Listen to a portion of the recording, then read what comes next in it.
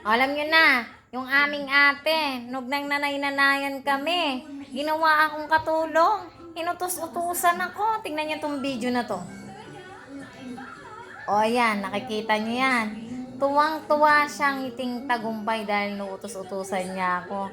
Eh dito sa bahay, yung nanay dito, panay ang hugas ng plato.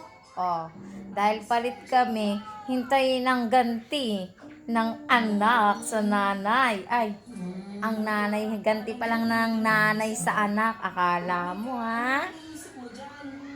Hintayin mo yan.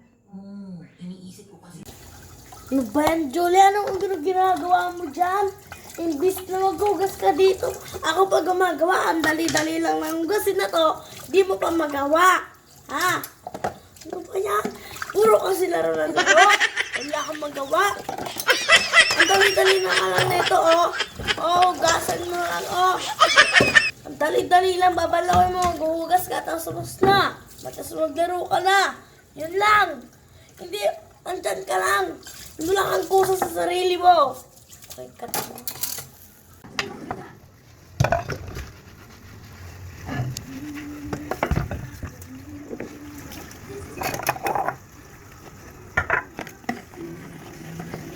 Wala pa sa aming gripo, tapos nag-iigip-igip ba ako, ang bigat-bigat ng dinadala namin.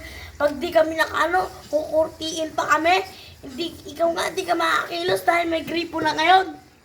Tapos ngayon, tinatamad ka na, ha? So, dali-dali na lang gagawin mo, di mo pa kaya.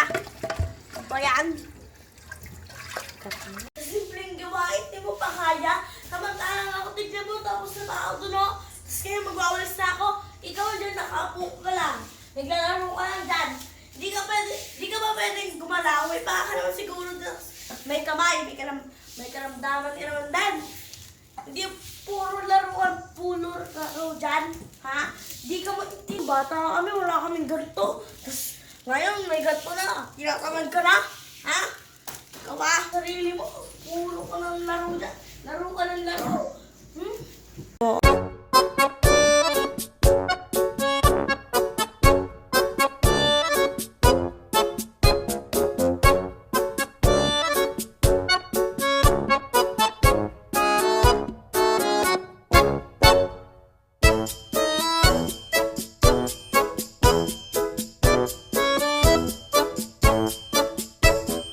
So kahit anong pwede namang gawin mo.